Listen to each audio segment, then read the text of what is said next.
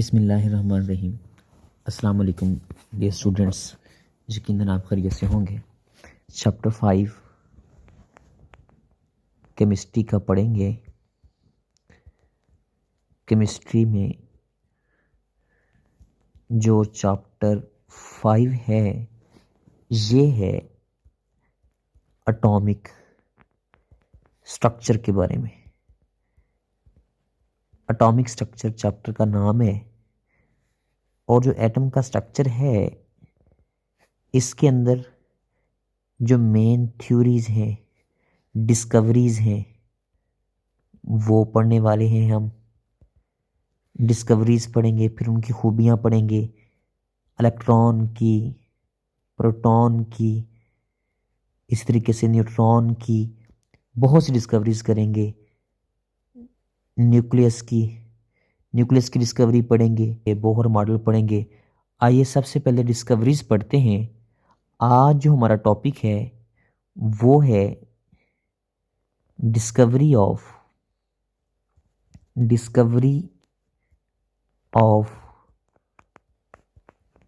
Electrons की discovery जो topic है that is discovery of cathode rays ही असल में इलेक्ट्रॉन्स हैं। हम कैथोड रेज की डिस्कवरी पढ़ेंगे तो सबसे पहले हम पढ़ेंगे इंस्ट्रूमेंटेशन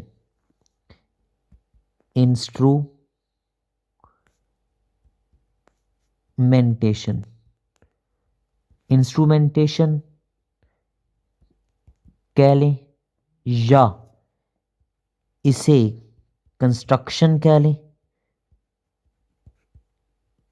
या इसे एपरेटस भी कह सकते हैं। एपरेटस का मतलब जो चीज़ें इसमें हमें चाहिए, जो चीज़ें इसके अंदर लगनी है। ये हमारे पास सबसे पहले डिस्चार्ज ट्यूब नंबर 1, ये डिस्चार्ज ट्यूब है। इसमें एक कैथोड और एनोड के इलेक्ट्रोड्स लगे हैं। इन्हें मजमूई तौर पर इलेक्ट्रोड्स कहते हैं और अलग-अलग जो नेगेटिव चार्ज होता है उसे कैथोड कहते हैं और जो पॉजिटिव चार्ज होता है उसे एनोड कहते हैं। इसके अंदर हवा है और ये लो प्रेशर पे है और ये आपको अभी इस कंस्ट्रक्शन के अंदर इसकी बात करने की ज़रूरत नहीं है। इसमें एक हाई वोल्टेज बैटरी लगी हुई है और ये हाई वोल्टेज बैटरी भी अपरेटस का हिस्सा है। इसमें हाई वोल्टेज मतलब एक डिस्चार्ज ट्यूब, इसके साथ इलेक्ट्रोड्स लगे हैं, इसके अंदर हाई वोल्टेज बैटरी लगी है और 5वें नंबर पे इसके अंदर वैक्यूम पंप है। 6ठे नंबर पे इसके अंदर हल्की सी गैस भी मौजूद है। अब ये जो वोल्टेज है, जब ये आपने पॉइंट लिखना है तो इसके अंदर आपने लिखना है, क्या लिखना है कि जो वोल्टेज है वो डिपेंड अपॉन कितना हाई वोल्टेज लेना है, अपॉन कितनी लंबी ट्यूब है, लेंथ ऑफ ट्यूब। क्योंकि ट्यूब जितनी लंबी होगी हाई वोल्टेज लेना पड़ेगा, और दूसरा उसके अंदर गैस कितनी मौजूद है, प्रेशर इनसाइड। ये दो चीज़ों के ऊपर वोल्टेज डिपेंड करता है। लिहाजा अभी हमने क्या पढ़ा? अभी हमने पढ़ा कि एक डिस्चार्ज ट्यूब है ग्लास की बनी हुई। डिस्चार्ज ट्यूब के साथ क्या लगे हुए हैं? इलेक्ट्रोड्स, और इलेक्ट्रोड्स में एक लगा है एनोड और दूसरा लगा है कैथोड, ये लगे हुए हैं। और हाँ, एक इसके साथ इसके अंदर मौजूद एयर है एट लो प्रेशर। इसके अंदर एक वैक्यूम पंप लगा हुआ है या वैक्यूम ट्यूब लगी हुई है, वो आगे जाके वैक्यूम पंप के साथ जुड़ी हुई है। ये सारी की सारी चीज़ें आपने लिखनी है। और हाई वोल्टेज बैटरी की बात हम पहले ही कर चुके हैं। ये हाई वोल्टेज बैटरी भी इसके साथ आपने लिखनी है कि इसके अंदर एक बैटरी लगी हुई है, हाई वोल्टेज बैटरी सोर्स लगा हुआ है, वोल्टेज सोर्स लगा हुआ है। ये हमने क्या पढ़ा? कंस्ट्रक्शन पढ़ी। कंस्ट्रक्शन के बाद आपने कहना है इसका सबसे पहले प्रोसीजर पढ़ते हैं हम। अभी हम प्रोसीजर पढ़ेंगे। प्रोसीजर मीन उसकी वर्किंग पढ़ेंगे, दैट इज एक्सपेरिमेंट। एक्सपेरिमेंट पढ़ना है। सबसे पहले आपने याद रखना है 3 एक्सपेरिमेंट करने हैं। At ordinary pressure. Ordinary pressure पे क्या होगा? आपने याद रखने हैं नो करंट इज पास्ड, कोई करंट पास नहीं होता at ordinary pressure. Ordinary pressure पे क्यों करंट पास नहीं होता? क्योंकि गैस के पार्टिकल्स बहुत ज़्यादा हैं। इवन एट 5000 वोल्ट, 5000 वोल्ट भी अगर कर लें तब भी उसमें से गैस के अंदर से करंट नहीं गुजरता, क्योंकि गैस उसके अंदर ज़्यादा मौजूद है। तो फिर हमें प्रेशर कम करना पड़ेगा। तो हमारे पास जब प्रेशर कम करेंगे तो आइए देखते हैं experiment number 2। Experiment number 2 at reduced pressure, कम प्रेशर पे, एट रिड्यूस प्रेशर पे हम क्या करेंगे? आपने ये 3 हिस्सों में तकसीम करना है इसको। ये याद आपने वैसे बुक से करना है, लेकिन मैं मतलब शॉर्टकट पढ़ा रहा हूं, मतलब पूरा लिख नहीं रहा कि आपने जो सारा लिखना है। ये नहीं समझना आपने कि जो मैंने लिखा है यही लिखना है। ये मेरे पास एक ट्यूब है, तो जब उस ट्यूब के अंदर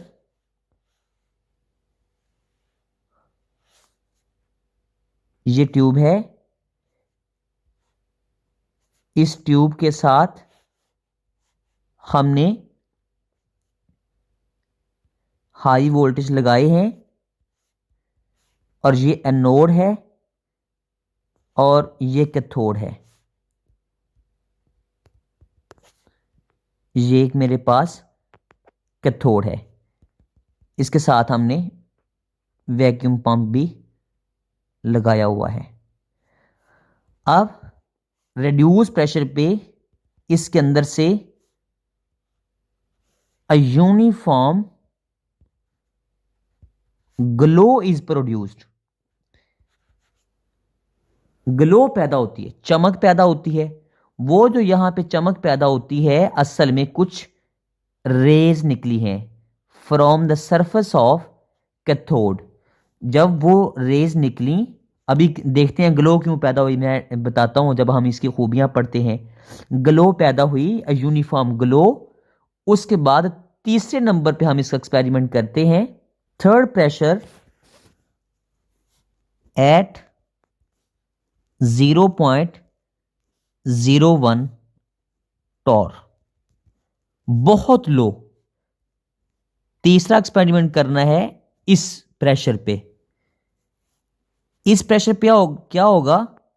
ग्लो डिसअपियर। डिसअपियर का मतलब होता है गायब हो जाना।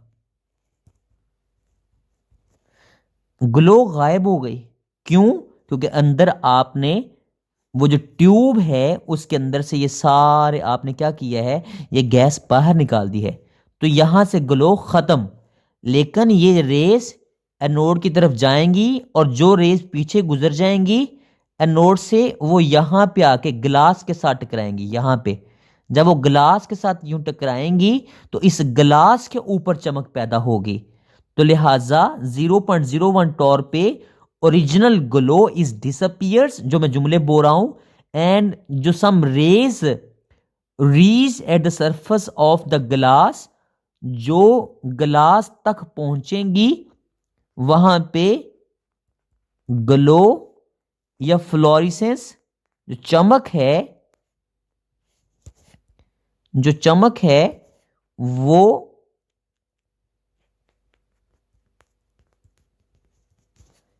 is produced at surface of glass, glass की सरफेस पे चमक पैदा होगी यहां पे आके। इसका मतलब वो रेज यहां पे पहुंची हैं तो ग्लास की कंपोजिशन, मतलब ग्लास किस चीज का बना हुआ है उसके हिसाब से फिर वहां पे एक कलर जाहिर होगा, मतलब पता लगेगा कि वाकई वो रेज पहुंची है। These rays as emitted from the surface of cathode, इसलिए इसका नाम हमने क्या रख दिया, so cathode rays were discovers. इस तरीके से हमने कैथोड रेज की डिस्कवरी की। कैथोड रेज कैसे पैदा की हमने, एक ग्लास लेकर उसके अंदर एनोड और कैथोड लगा के, एनोड और कैथोड लगा के हाई वोल्टेज अप्लाई किया, थोड़े प्रेशर पे किया तो पूरे ग्लास के अंदर चमक पैदा हुई, यूनिफॉर्म ग्लो। लेकिन जब बिल्कुल थोड़ा प्रेशर किया तो ग्लो ग्लास पे तो पैदा हुई है, दरमियान में से ग्लो क्या हो गई, डिसअपियर हो गई, गायब हो गई। ये ग्लो डिसअपियर्स, गायब हो गई। ये हमने एक्सपेरिमेंट कर लिया है, डिस्कवरी कर ली है कैथोड रेज की। अभी हम ये जो एक पॉइंट एमसीक्यू करना है वो बड़ा इंपॉर्टेंट है कि वो जो ग्लास के ऊपर ग्लो पैदा हुई है, eight the surface of the glass पे जो ग्लो पैदा हुई है, यहां पे एक आपने एक एमसीक्यू याद रखना है कि वो मैं लिख देता हूं, ये जो कलर है ये बड़ा इंपॉर्टेंट पॉइंट है, बड़ा जरूरी पॉइंट है कि ये जो कलर ऑफ ग्लो है ये depend upon composition of glass. Glass किस चीज का बना होगा मेरे बेटे, उसके अंदर जिस तरह के एटम्स होंगे उस हिसाब से वो एनर्जी जज़ब करेंगे, और जज़ब करके मतलब जज़ब करेंगे, ये एनर्जी जब जज़ब करेंगे अंदर वाले शेल से बाहर जाएंगे एनर्जी जज़ब करके, और फिर वापस आएंगे और फिर वो मतलब जितनी एनर्जी जज़ब करेंगे उतनी एनर्जी खारिज कर देंगे। तो ये हमें ग्लो पैदा होगी, ये चमक पैदा होगी। ये जो अंदर भी ट्यूब के अंदर यहाँ पे गैस थी ना, वहां भी ग्लो इसीलिए पैदा हुई थी कि वो जो एटम्स के अंदर शुआएं टकराई थी ना, तो वो जो एटम्स के अंदर क्या हुआ था, इलेक्ट्रॉन अंदर वाले शेल से निकल कर बाहर चले गए थे, और जब बाहर से जो एनर्जी जज़ब की तो कम एनर्जी से ज्यादा एनर्जी हो गई, तो वो ज्यादा एनर्जी वाले शेल में चले गए। तो जब वो वापस कम एनर्जी वाले शेल में आएंगे तो वही वापस एनर्जी खारिज करेंगे, और जब वो खारिज करेंगे, ये खारिज करदा एनर्जी जो थी यही चमक थी, यही ग्लो थी, यही ग्लो हमें नजर आती है। लिहाजा जब ग्लास के ऊपर वो शुआएं टकराएंगी तो ग्लास के ऊपर टकराते हुए जो कलर नजर आएगा वो किसके ऊपर डिपेंड करता है, कंपोजिशन ऑफ ग्लास के ऊपर, कि ग्लास आखिर किस चीज का बना हुआ है, उसी हिसाब से उसका क्या होगा, कलर होगा। क्योंकि डिफरेंट एटम डिफरेंट एनर्जी जज़ब करते हैं, और जब वो एनर्जी खारिज करेंगे तो फिर डिफरेंट हमें कलर नजर आएंगे। आज ये हम अभी प्रॉपर्टीज पढ़ते हैं। प्रॉपर्टीज ऑफ कैथोड रेज में जो सबसे पहली प्रॉपर्टी है that is charge on cathode rays, charge on cathode rays. Cathode rays के ऊपर चार्ज कौन सा है, लिहाजा यहां पे दो एक्सपेरिमेंट करेंगे। सबसे पहले पता लगे वाकई उनके ऊपर चार्ज है। एक इन 1895 जे पेरिन, जे पेरिन एक बंदा है, इसने क्या किया, यूज मैग्नेटिक फील्ड, इसने मैग्नेटिक फील्ड का यूज किया। जब इसने मैग्नेटिक फील्ड यूज करके बताया कि वो रेस वाकई ही डिफ्लेक्ट हो जाती हैं, ये इसने मैग्नेटिक फील्ड यूज़ किया और इसने कहा ये कैथोड है, ये एनोड है, और ये कैथोड और एनोड, ये कैथोड, ये एनोड, ये रेज निकली कैथोड रेज। जब मैग्नेटिक फील्ड लगाया तो मैग्नेटिक फील्ड की मौजूदगी में ये यहाँ पे पॉइंट 3 पे आके टकराई, ये पॉइंट सी पे टकरा के आई। जब ये नीचे को डिफ्लेक्ट हो गई, जब ये नीचे को यूं डिफ्लेक्ट हो गई, इसका मतलब ये साबित हो गया कि इनके ऊपर चार्ज है। और ये आप लोगों को मैं बड़ी तफसील से एक पिछले लेक्चर में समझा चुका हूं कि जो चार्ज पार्टिकल जब मैग्नेटिक फील्ड से गुजरता है तो वो क्यों उसको घुमा देता है, क्योंकि जब उसके ऊपर चार्ज होता है, जब चार्ज पार्टिकल का अपना मैग्नेटिक फील्ड होता है, उसका अपने मैग्नेटिक फील्ड और इस मैग्नेटिक फील्ड की फोर्स की वजह से ऊपर फोर्स जीरो हो जाती है, नीचे को फोर्स डबल हो जाती है, तो वो इस तरफ आके यूं नीचे को डिफ्लेक्ट हो जाती है। ये साबित हो जाता है कि वो चीज के ऊपर वाकई चार्ज था। जिस चीज के ऊपर चार्ज होगा वो हमेशा मैग्नेटिक फील्ड में क्या करेगी, वो चीज नीचे को डिफ्लेक्ट हो जाएगी। साबित हुआ, जे पेरी ने साबित कर दिया। क्या साबित कर दिया कि वाकई ये मैग्नेटिक फील्ड की मौजूदगी में क्या करती हैं, अभी अभी मैंने बताया, डिफ्लेक्ट करती हैं, नीचे को मुड़ जाती हैं। इसको नीचे को मुड़ जाने का मतलब क्या है कि these are the charged particles, ये चार्ज रेज हैं, इनके ऊपर चार्ज है। उसके बाद मेरे बेटे 1897 के अंदर जे जे थॉमसन साहब, जे जे थॉमसन साहब आए और जे जे थॉमसन साहब ने क्या यूज किया, इलेक्ट्रिक फील्ड यूज किया। जे जे थॉमसन ने इलेक्ट्रिक फील्ड यूज किया, इलेक्ट्रिक फील्ड यूज किया। J J Thomson electric field use किया तो उसने देखा कि जब इलेक्ट्रिक फील्ड की ऊपर वाली प्लेट, क्योंकि पॉजिटिव चार्ज है इसके ऊपर, ये पॉजिटिव चार्ज, ये नेगेटिव चार्ज इलेक्ट्रिक फील्ड, तो ये शुआएं क्या किया, ये पॉजिटिव चार्ज रेज की तरफ, ये पॉजिटिव प्लेट की तरफ मुड़ गई। तो जब ये ऊपर की तरफ मुड़ी, पॉजिटिव प्लेट की तरफ मुड़ी, इसका मतलब इनके ऊपर कौन सा चार्ज होगा, नेगेटिव चार्ज होगा। इसका मतलब साबित कर दिया 1897 के अंदर जे जे थॉमसन ने कि cathode rays are negative charge rays because these are deflected toward the positive plate. ये पॉजिटिव प्लेट की तरफ मुड़ी। और फिर उसने क्या किया, उसने तीसरा एक्सपेरिमेंट किया। पहला जे पेरी ने किया, दूसरा इसने किया, फिर तीसरा एक्सपेरिमेंट भी इसने, जे जे थॉमसन ने किया। कि उसने क्या किया, इसको और इसको when at a time simultaneously electric field और मैग्नेटिक फील्ड वर अप्लाइड, जब दोनों को अप्लाई किया गया तो दोनों ने एक दूसरे को कैंसिल कर दिया। जब दोनों ने इसको कैंसिल कर दिया तो ये कहां पे आकर टकराई, ये पॉइंट बी पे आकर टकराई। पॉइंट बी का मतलब ये वाकई चार्ज पार्टिकल्स थी, दोनों ने एक दूसरे को डिफ्लेक्ट किया और दोनों ने डिफ्लेक्ट किया। मैग्नेटिक फील्ड ने कहा कि नीचे को मुड़ो और पॉजिटिव प्लेट ने ऊपर ने कहा कि ऊपर को मुड़ो, और जब दोनों ने एक दूसरे को कैंसिल किया तो वो सीधा जाके पॉइंट बी पे टकराई। तो इसका मतलब साबित हो गया कि cathode rays are charged particles. आइए मैं हम इस एक्सपेरिमेंट को भी थोड़ा सा देखते हैं। अभी हम देखते हैं कि वाकई कैसे इसको डिफ्लेक्ट किया जा सकता है। ये ले मेरे पास एक ट्यूब है जिसमें एक कैथोड लगा है, ये एक एनोड लगा है, और इसी तरीके से हाई वोल्टेज अप्लाई किया है, एक नीचे वाला पॉजिटिव एंड नेगेटिव एंड, और इसमें एक इलेक्ट्रिक फील्ड लगाया। पॉजिटिव प्लेट नीचे वाली है, पॉजिटिव प्लेट नीचे वाली है, पॉजिटिव प्लेट नीचे वाली है, ध्यान से देखना। और हमने पीछे स्क्रीन लगा दी है फ्लोरेसेंस, ताकि हमें चमक नजर आए, पता लगे कि कहाँ पे जाकर टकराते हैं, वो पता लग जाता है शुआओं का। अब ये देखें, ये शुआएं निकलने लगी हैं। फर्ज करें ये इलेक्ट्रॉन्स एमिटेड हुए हैं और ये अट्रैक्ट हुए हैं एनोड की तरफ, ये एनोड की तरफ जा रहे हैं, ये एनोड से गुजरेंगे, हाई स्पीड है, वहां से गुजर जाएंगे, और जब ये गुजरेंगे तो नीचे वाली प्लेट पे पॉजिटिव चार्ज है, पॉजिटिव चार्ज की तरफ ये नीचे जाके टकराए हैं। मतलब साबित हो गया कि इनके ऊपर वाकई ही नेगेटिव चार्ज है, इन शुआओं के ऊपर नेगेटिव चार्ज है, इसलिए पॉजिटिव प्लेट की तरफ मुड़ी। और जब मैग्नेटिक फील्ड अप्लाई किया, मैग्नेटिक फील्ड की मौजूदगी में ऊपर जाके मुड़ी है। ये देखें, मैग्नेटिक फील्ड की मौजूदगी दोनों अगर अप्लाई कर दें, दोनों ने कैंसिल कर दिया, पॉइंट 1 पे जाकर टकराई है।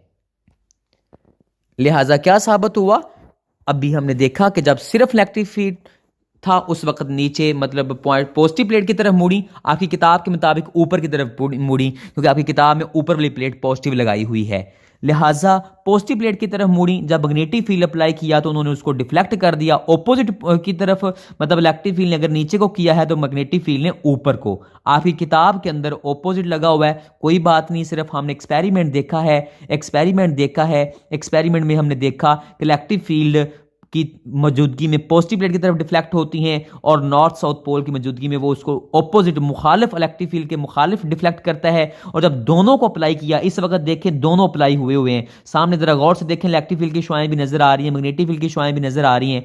दोनों की मौजूदगी में वो क्या करता है, बिल्कुल सीधा जाकर टकराती हैं। इसका मतलब दोनों ने इसको कैंसिल कर दिया, तो साबित हो गया कि इनके ऊपर क्या है, चार्ज मौजूद है। आज अभी हम एक छोटा सा सही असल एक्चुअल एक्सपेरिमेंट करते हैं। ये लें, ये एक ट्यूब है, ये असल ट्यूब आपके सामने नजर आ रही है। लेबॉरेटरी के अंदर असल डिस्चार्ज ट्यूब बिल्कुल बल्ब की तरह होती है। ये उसकी साइड पे 2 मैग्नेट पोल भी लगे हुए हैं वो, और उसके साथ पूरा हाई वोल्टेज अप्लाई किया जा रहा है। अब ये देखें, हाई वोल्टेज का नेगेटिव एंड पॉजिटिव एंड, उसको देख के उनको ये वोल्टेज को अप्लाई करना है। ये वोल्टेज आपके सामने पॉजिटिव उसके अंदर लगाया जा रहा है। ये पॉजिटिव प्लेट है और दूसरी तरफ नेगेटिव प्लेट है। इसका positive plate negative plate blue वाला नेगेटिव एंड होता है। नेगेटिव और पॉजिटिव दोनों को अटैच कर दिया है। जब नेगेटिव पॉजिटिव दोनों को अप्लाई कर दिया, अब हमने पूरा वोल्टेज लगा दिया है। वोल्टेज लगाने के बाद अभी हम लाइट बंद कर दी है ताकि आपको कैथोड रेज नजर आए। आप कैथोड रेज देखें, हाई वोल्टेज अप्लाई करने लगे हैं। अब ये देखें, यहां से हाई वोल्टेज अप्लाई करते हैं, पहले वहां पे कोई चीज मौजूद नहीं है। अब ये देखें, हाई वोल्टेज यहां से अप्लाई कर रहे हैं, पहले 0 वोल्टेज थे, अब ये वोल्टेज बढ़ाए जा रहे हैं, ये वोल्टेज बढ़ाए जा रहे हैं। काफ़ी केवी वोल्टेज कर दें, 10,000 वोल्टेज कर दें, 10,000 वोल्टेज पे लेके जाएं। जब हमने देखा, वो देखें, वो जो रेज निकल आई हैं, वो रेज निकली हैं। अब रेज वाकई वहां पे निकल रही हैं। इसका मतलब ये हुआ कि ये रेज कैथोड रेज हैं, ये डिस्चार्ज ट्यूब के अंदर पैदा हुई हैं, ये कैथोड सरफेस से निकली हैं। आप हाई वोल्टेज जितना ज़्यादा करते जाएंगे उस हिसाब से उनकी डिफ्लेक्शन भी होती जाएगी। जितना वोल्टेज हमने ज़्यादा अप्लाई किया वो पॉजिटिव प्लेट की तरफ मुड़ती जाएंगी। ये देखें, ये हमने उनको डिफ्लेक्ट करके भी दिखा दिया। एक्सपेरिमेंट, एक्चुअल में एक्सपेरिमेंट, ये लैब के अंदर एक्सपेरिमेंट किया। ये आप मतलब मैग्नेटिक फील्ड भी अप्लाई कर सकते हैं, इलेक्ट्रिक फील्ड भी अप्लाई कर सकते हैं, नॉर्थ साउथ पोल दोनों अप्लाई कर सकते हैं। इलेक्ट्रिक फील्ड की मौजूदगी में, मैग्नेटिक फील्ड की मौजूदगी में, ये दोनों को अप्लाई करके हम देख सकते हैं कि ये किस तरफ मुड़ती हैं। लिहाजा इस तरीके से लैब के अंदर हम क्या किया करते हैं, एक्सपेरिमेंट किया करते हैं। लिहाजा इस तरीके से एक्सपेरिमेंट करके हम देखते हैं कि वाकई कैथोड रेज क्या होती हैं, वो पॉजिटिव प्लेट की तरफ मुड़ती हैं। इसका मतलब उनके ऊपर क्या है, नेगेटिव चार्ज है, नेगेटिव चार्ज है। जब आप एमएससी लेवल पे जाएंगे तो आप अपने ये कैथोड रेज यूज भी कर सकेंगे यूनिवर्सिटी लेवल पे इंशाल्लाह। आज ये देखते हैं, अगली खूबी देखते हैं। जो दूसरी खूबी हमने पढ़नी है, वो दूसरा पॉइंट आपने याद रखना है कि दूसरे पॉइंट की जो हेडिंग देनी है वो आपने देनी है फ्लोरिसेंस या ग्लो। ठीक है, फ्लोरिसेंस या फिर ग्लो, चमक। तो इसमें 2 एग्जांपल आपने याद रखनी है कि these raise produce glow when strike any wall. ये किसी वॉल के साथ, ग्लास ट्यूब के साथ भी टकराती हैं तो ये ग्रीनिश ग्लो पैदा करती हैं। मोस्टली सिलिका के क्योंकि बनी होती हैं ग्लासेस, खैर वो ग्लास कंपोजिशन पे डिपेंड करता है। मैंने आपको बताया था कि मोस्टली ग्रीनिश कलर की ग्लो पैदा होती है। मोस्ट ऑफ ग्लास जो उसके ऊपर टकराने के ऊपर ग्रीनिश कलर नजर आता है। हाँ, अगर आप इसे एलुमिना के ऊपर टकराएंगे, एलुमिना के ऊपर टकराएंगे तो ये कलर देगी रेड, रेड कलर देगी। कब? जब इसको एलुमिना के ऊपर टकराया जाएगा, Al2O3 के ऊपर टकराया जाएगा। ये घरों में आजकल जो विंडो होती है वो भी एल्यूमिनियम की बनी होती है। एल्यूमिनियम फॉइल ले लें, उसके ऊपर कैथोड टकराई जाएं तो ये ग्लो पैदा करेंगी, रेड कलर नजर आएगा।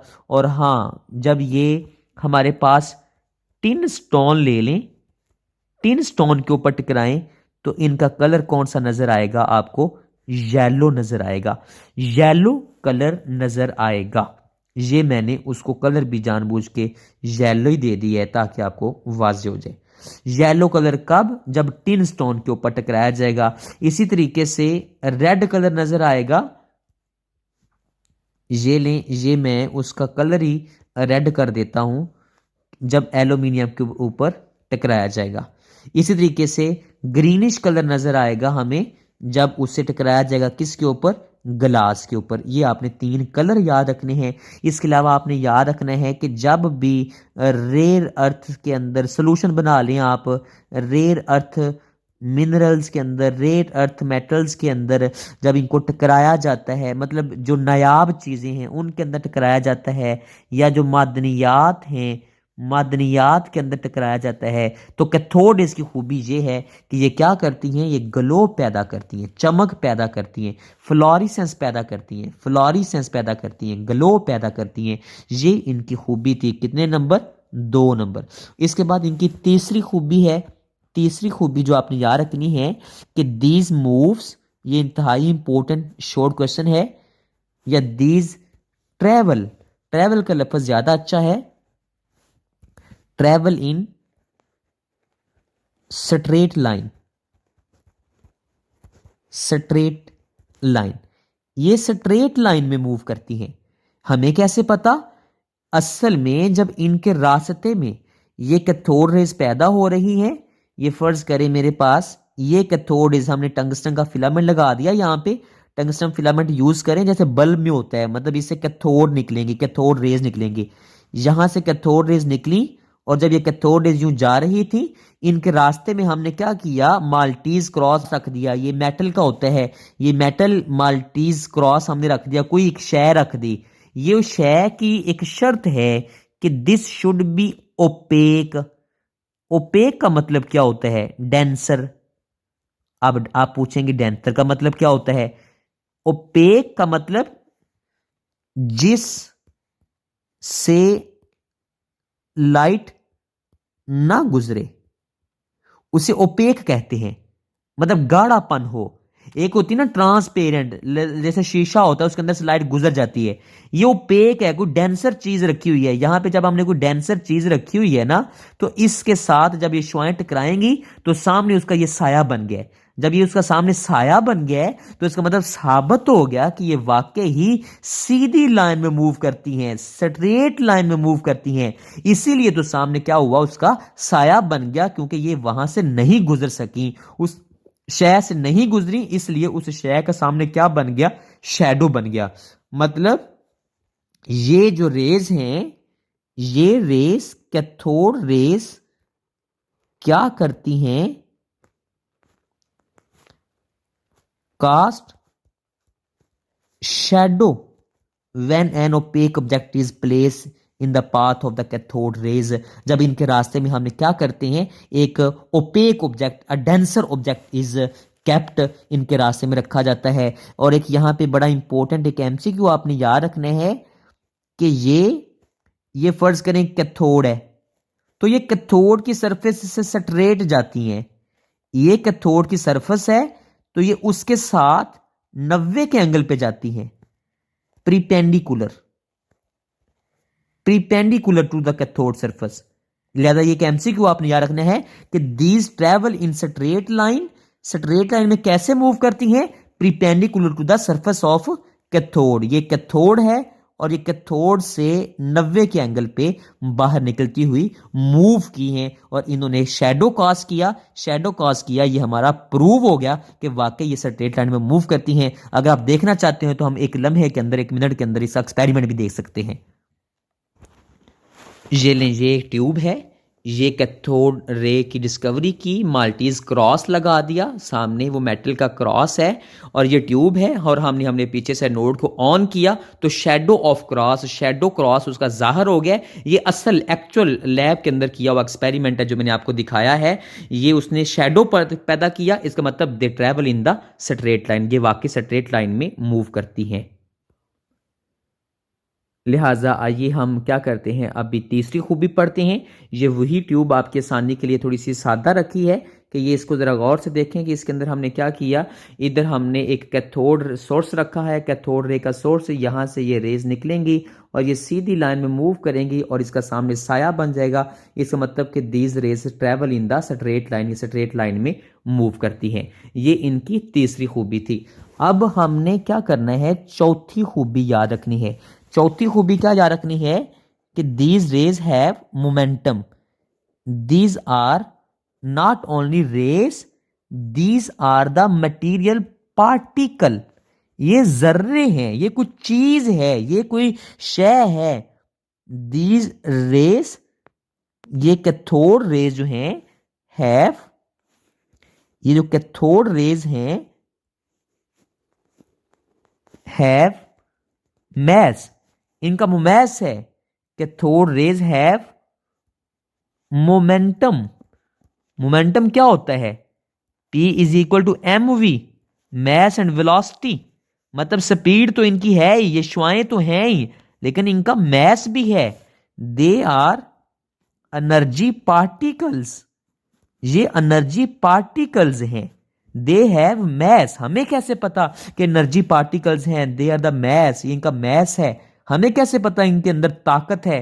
कंक्लूजन कहां से करेंगे हम? कंक्लूजन मेरे बेटे इस एक्सपेरिमेंट से करेंगे। इसको जरा गौर से देखें।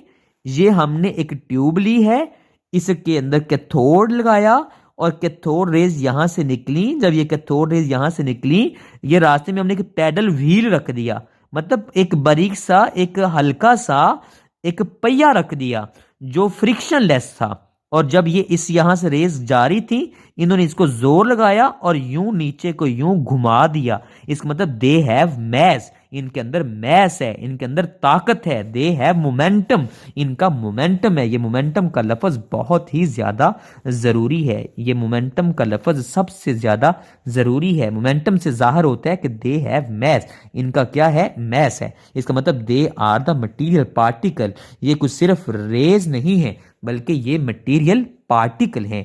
ये इनकी चौथी खूबी थी। अगर आप देखना चाहते हैं तो एक लम्हे के अंदर हम देख भी लेते हैं एक्सपेरिमेंट से। ये मेरे पास एक ट्यूब है, इसमें एनोड और कैथोड लगे हुए हैं। ये एनोड और कैथोड की मौजूदगी में हमने हाई वोल्टेज अप्लाई किए, ये ले पैडल व्हील घूम पड़ा है। बड़ा सिंपल पैडल व्हील यूज किया है और कैथोड रेज निकली है। वो ऊपर से ब्लू कलर में आपको रेज निकलती नजर आ रही होंगी।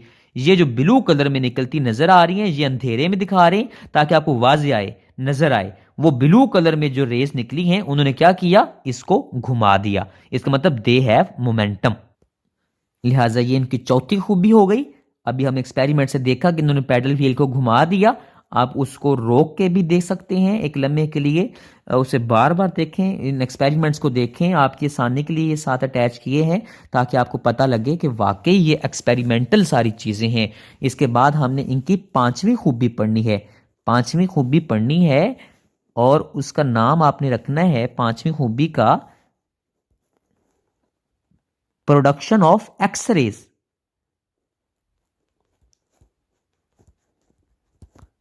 प्रोडक्शन ऑफ एक्सरेज मतलब ये शुआएं, ये देखें, ये गौर से देखें, ये हमने एक टंगस्टन फिलामेंट लगाया, ये वाला, ये जिसके ऊपर मैंने इसको नीला कर दिया है, ये वाला। ये मैं इसको रेड कर देता हूं ताकि आपके लिए आसानी रहे।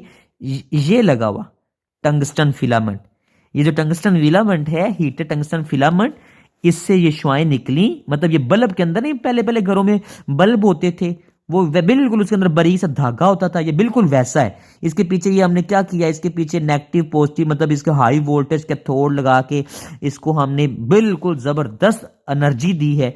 और जब एनर्जी दी, इसके अंदर से ये कैथोड रेज निकली। ये कैथोड रेज को हमने एक हैवी मेटल, ये हैवी मेटल है, ये एक एनोड है, एनोड के तौर पर इसे यूज किया है। इसके साथ ये सारी शुआएं टकराई। जब इसके अंदर सारी शुआएं यहां पे टकराई तो इस हैवी मेटल के अंदर से एक्सरेज पैदा हुई हैं। इससे कुछ शुआएं निकली। वो शुआएं इतनी छोटी वेवलेंथ की थी कि जब हमने उनकी वेवलेंथ चेक की तो पता लगा ये तो एक्सरेज हैं। और एक्सरेज में आज आपको बता देता हूं पैदा कैसे होती हैं।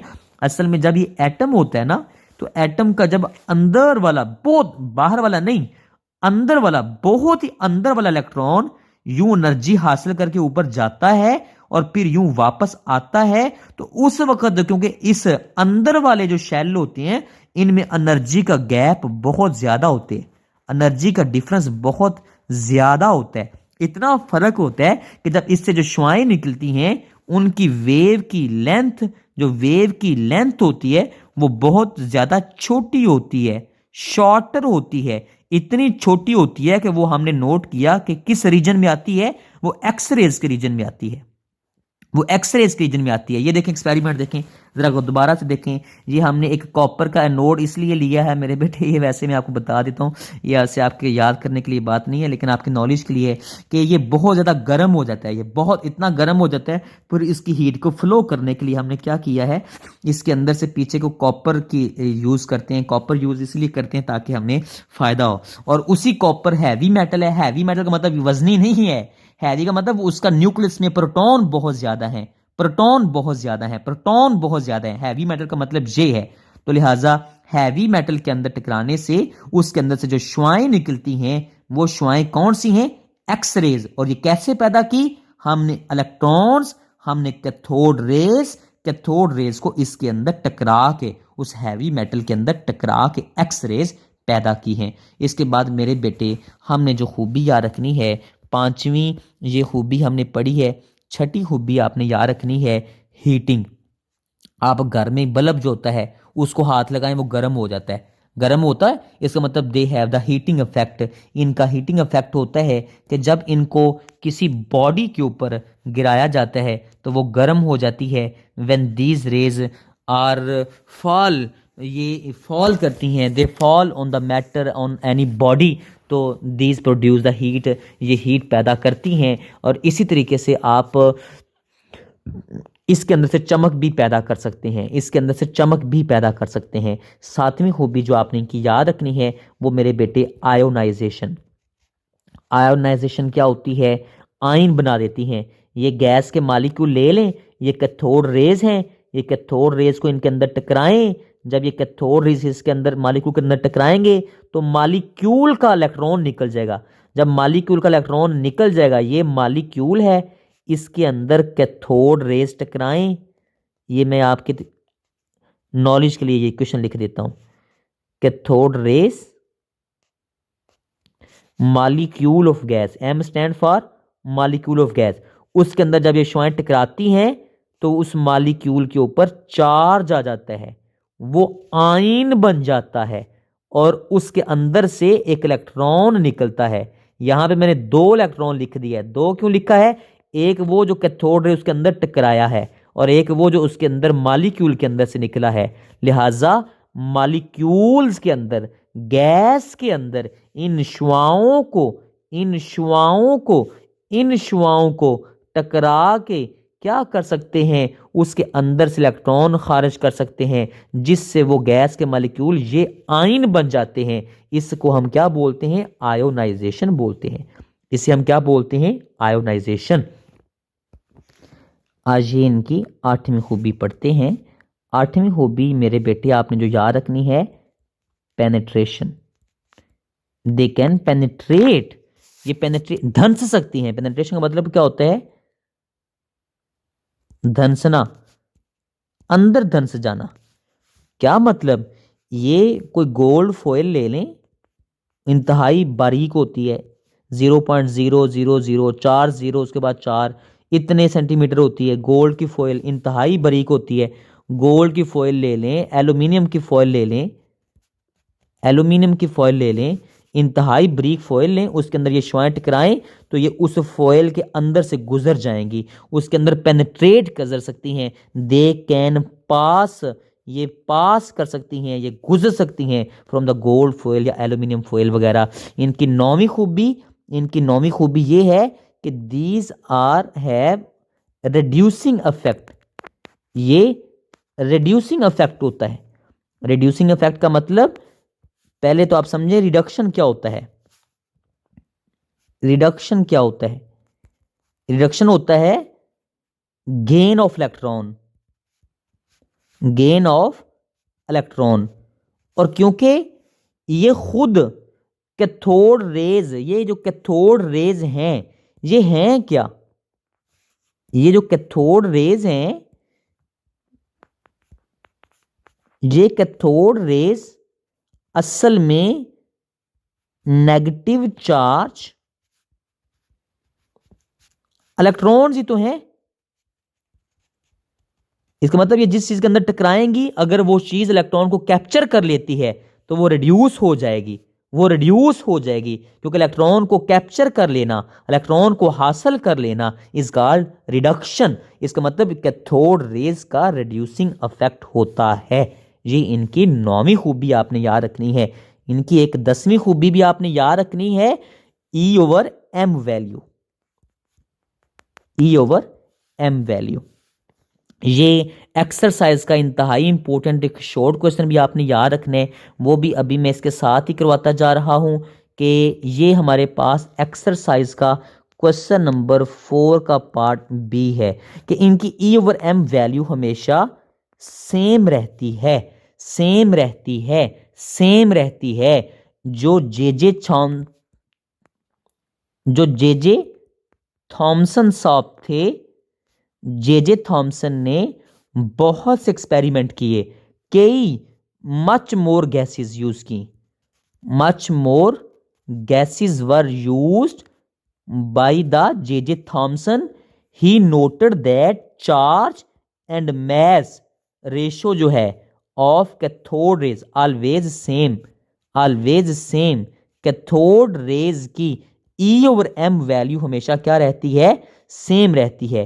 E/m वैल्यू हमेशा सेम रहती है, सेम रहती है। ये इंतहाई इंपॉर्टेंट पॉइंट था, ये इंतहाई इंपॉर्टेंट पॉइंट था कि कैथोड रेज जो हैं वो जिस मर्जी गैस को यूज कर लो ट्यूब में, वो हमेशा सेम रहती हैं। इसके अंदर आपने ये लाइन भी बतानी है, actually these rays are not emitted from the gas. असल में ये गैस से खारिज ही नहीं हुई। ये फर्ज करें ये मेरे पास ट्यूब थी, ये कैथोड था, ये एनोड था, तो ये कैथोड की सर्विस से दीज आर एक्चुअली इलेक्ट्रॉन्स, ये असल में इलेक्ट्रॉन्स हैं विच वर emitted from the surface of cathode. When high voltage is applied, the electrons torn up from the surface of the cathode, from the atoms of cathode. atoms of cathode के अंदर से असल में electrons torn up हो गए हैं, टूट गए हैं, खारिज हो गए हैं, दफा हो गए हैं, निकल गए हैं, एमिट हुए हैं। मेरे बेटे असल में these raise were emitted from the surface of cathode. These rays are not emitted from the gas molecules. So the E/m value always remains same no matter which gas is used in the discharge tube. The E/m value always same. So these are also named as electrons. इनका नाम हमने क्या रख दिया, electrons भी रख दिया। इसके बाद आपने इनकी 11वीं खूबी बतानी है, इलेक्ट्रॉन्स। जो जे थॉमसन था उसने इनका नाम, जे थॉमसन था उसने इनका नाम नेगाट्रॉन्स रखा था, लेकिन बाद में ये इलेक्ट्रॉन्स की E/m वैल्यू सेम रहती है हमेशा। ये एक स्टोने बंद, इसने नेम्ड, ये बाद में these raise, these raise, these particles electrons, इसने इनका नाम क्या रख दिया, इलेक्ट्रॉन्स। क्यों? क्योंकि उसने बार बार एक्सपेरिमेंट करके देखा, बार बार एक्सपेरिमेंट करके देखा, बार बार एक्सपेरिमेंट करके देखा, कई गैसेस यूज करके देखी, ये इनकी E/m वैल्यू हमेशा सेम थी और वो बिल्कुल बराबर थी। और वो जो कैथोड रेज थी, कैथोड रेज थी, ये कई गैसेस लेके इन कैथोड रेज की जो E/m वैल्यू थी वो 1.75 इंटू 10 की पावर 11 कूलम पर केजी, ये इतनी ही निकलती थी, कूलम पर केजी इतनी। वैसे आम गलतुल आम में कॉलम पढ़ते हैं लेकिन लफ्ज़ कूलम होते हैं। अच्छा, ये बहरहाल ये कैथोड रेज की E/m वैल्यू इतनी थी। बाद में जो कई सालों बाद एक्सपेरिमेंट से इलेक्ट्रॉन एक्चुअल में जो उनकी E/m वैल्यू मालूम की गई वो भी इतनी थी, और जो शुआएं हमने हासिल की इनकी E/m वैल्यू भी इतनी थी। तो बाद में समझ आई कि असल में ये कैथोड रेज शुआएं नहीं बल्कि ये शुआएं असल में इलेक्ट्रॉन ही हैं। लिहाजा इनको हमने, स्टोने ने क्या किया, इलेक्ट्रॉन्स का नाम दे दिया। ये हमने क्या पढ़ा, इलेक्ट्रॉन्स की डिस्कवरी पढ़ी और इसके अंदर हमने उसकी खूबियाँ पढ़ी। बड़े इंपॉर्टेंट जो शॉर्ट क्वेश्चंस थे वो शॉर्ट क्वेश्चंस दे कास्ट शैडो जो प्रॉपर्टीज हैं, जो प्रॉपर्टीज हैं, प्रॉपर्टी नंबर 1, 3, 4, ये सारी की सारी इंतहाई इंपॉर्टेंट शॉर्ट क्वेश्चंस हैं। और इसी तरीके से जो बाकी सारी की सारी वो ज़्यादातर एमसीक्यूज़ हैं। और पूरी प्रॉपर्टीज़ मिलाकर मुकम्मल ये सारी की सारी प्रॉपर्टीज़ मेरे बेटे एक लॉन्ग क्वेश्चन है। आज 2 लॉन्ग पढ़े हैं, एक डिस्कवरी, और डिस्कवरी में हमने सबसे पहले उस ट्यूब की कंस्ट्रक्शन बतानी है, और फिर डिस्कवरी के अंदर हमने 3 एक्सपेरिमेंट बताए, एक ऑर्डिनरी प्रेशर पे, एक लो प्रेशर पे, और एक बिल्कुल रिड्यूस 0.01 टॉर प्रेशर पे, और एक लो प्रेशर पे, और एक नॉर्मल प्रेशर पे। डिस्कवरी के अंदर हमने 3 एक्सपेरिमेंट पढ़े और कंस्ट्रक्शन पढ़ी कि ट्यूब बनी किसकी हुई है। ये 2 मुकम्मल लॉन्ग पढ़े, तमाम प्रॉपर्टीज एक लॉन्ग क्वेश्चन है, और डिस्कवरी वाला भी एक अलग से लॉन्ग क्वेश्चन है। और इसके अलावा जो प्रॉपर्टीज के अंदर ये प्रॉपर्टीज है, ये इंतहाई इंपॉर्टेंट शॉर्ट क्वेश्चन हैं। बाकी सारे के सारे एमसीक्यूज हैं, बाकी सारी की सारी प्रॉपर्टीज अलग अलग उनमें से एमसीक्यू बनता है। फर्ज करें वो पूछेगा कि टिन स्टोन का कैसा कलर होता है, वो पूछेगा कि ये क्या एक्सरे पैदा कर सकती हैं, वो पूछ सकता है कि इनका इफेक्ट कौन सा होता है, पेनिट्रेशन इफेक्ट होता है, रिड्यूसिंग इफेक्ट होता है, हीटिंग इफेक्ट होता है, वो इनका नाम पूछेगा किसने रखा था, स्टोने ने रखा था। ये सारे के सारे क्या थे, एमसीक्यूज थे। ये सारे आपने याद रखने हैं। एक छोटा सा शॉर्ट क्वेश्चन और डिस्कस करना है जो मैंने थोड़ी देर पहले किया, क्वेश्चन नंबर 4 का पार्ट बी किया कि इनकी ई और एम वैल्यू हमेशा सेम रहती है। उसका आंसर मैंने बता दिया, because no matter which gas is used E over M value always remains same. This was experiment was performed by the J.J. Thomson. He noted that no matter which gas is used, because actually these rays are electrons. ये electrons होती हैं. These were emitted from the surface of the cathode when a high voltage is applied, and these have equal electron E over M value to the electrons, और इनकी E over M value electron के बराबर होती है. Actually these are electrons, और ये क्या है, इलेक्ट्रॉन्स हैं. ये एक्सरसाइज का क्वेश्चन नंबर 4 है. उस एक्सरसाइज नंबर 4 का जो पार्ट सी है वो भी यही है, वो भी यही है इलेक्ट्रॉन्स, क्योंकि इनका नाम इलेक्ट्रॉन्स, ये भी मैंने आपको साथ अंदर वर्डिंग में बता दिया है. ये भी आपने याद करना है कि असल में ये इलेक्ट्रॉन ही हैं. क्यों? क्योंकि इनकी ई ओवर एम वैल्यू, इनकी जो ई ओवर एम वैल्यू वो बिल्कुल वही होती है जो इलेक्ट्रॉन्स की होती है. जितनी मर्जी गैसेज हमने यूज़ करके देखी और उनकी ई ओवर एम वैल्यू हमेशा सेम रहती है. इसका मतलब ये असल में इलेक्ट्रॉन्स ही हैं. और एक्सरसाइज का क्वेश्चन नंबर 4 का पार्ट ए भी आपने साथ करना है. एक्सरसाइज का क्वेश्चन नंबर 4 का पार्ट ये है कि ये क्यों ज़रूरी है कि गैस ट्यूब के अंदर से ये जो प्रेशर है, ये गैस है, इसको निकालना ज़रूरी है. वैक्यूम पंप लगाना क्यों ज़रूरी है, लो प्रेशर करना क्यों ज़रूरी है. इसमें आपने एक लफ्ज़ बताना है, बड़ा ज़रूरी लफ्ज़ है. वो लफ्ज़ मैं बता देता हूँ आपको. जो सबसे ज़रूरी लफ्ज़ है कि असल में ऑर्डिनरी प्रेशर पे क्या होता है, एट ऑर्डिनरी प्रेशर पे क्या होता है, नॉर्मल प्रेशर पे क्या होता है. जो गैस के मॉलिक्यूल्स हैं, ये मेरे बेटे लफ्ज़ सबसे ज़रूरी मैं बाकी समझा दिया है. प्रोड्यूस हिंड्रेंस, ये रुकावट करते हैं, पैदा करते हैं इन the path of the cathode raise. ये जो प्रेशर कम करना गैस का क्यों ज़रूरी है, इसको रिमूव करना गैस को क्यों ज़रूरी है, क्यों? क्योंकि इसकी मौजूदगी में कैथोड रेज के रास्ते में रुकावट पैदा होती है. और नॉर्मल प्रेशर पे इसीलिए वहाँ पे कुछ भी नहीं हुआ था, क्योंकि इनकी रुकावट की वजह से ये जो गैस के मॉलिक्यूल को जब निकाला, तब थोड़ा किया, तब वहाँ पे ग्लो पैदा हुई थी. और जब बिल्कुल ख़त्म कर दिया, तब ग्लास के साथ ज़बरदस्त ग्लो पैदा हुई थी. इसका मतलब गैस के मॉलिक्यूल निकालने बहुत ज़रूरी हैं. क्यों निकालने ज़रूरी हैं? क्योंकि वो हिंड्रेंस पैदा करते हैं इन the path of the cathode raise. एक क्वेश्चन और हमने देखना है, वो एक्सरसाइज का क्वेश्चन नंबर 4 का पार्ट जो डी है वो है. वो क्या है कि हमारे पास कैसे ये जो पहली प्रॉपर्टी है, फर्स्ट प्रॉपर्टी है, वो वही है कि कैसे इनकी जो बेंडिंग है, जो प्रॉपर्टीज़ हैं, उनका जो पहला पार्ट है, जे थॉमसन ने कैसे बताया कि ये ट्यूब के अंदर ये कैथोड रेज यूं बेंट हो जाती हैं. इनका जो बेंट होना है वो हमें कैसे बताता है कि these are the negative charge, इनके ऊपर नेगेटिव चार्ज है. ये भी आपका सवाल इसी के अंदर साथ हो गया है. और ये भी इंतहाई इम्पोर्टेंट एक शॉर्ट क्वेश्चन था।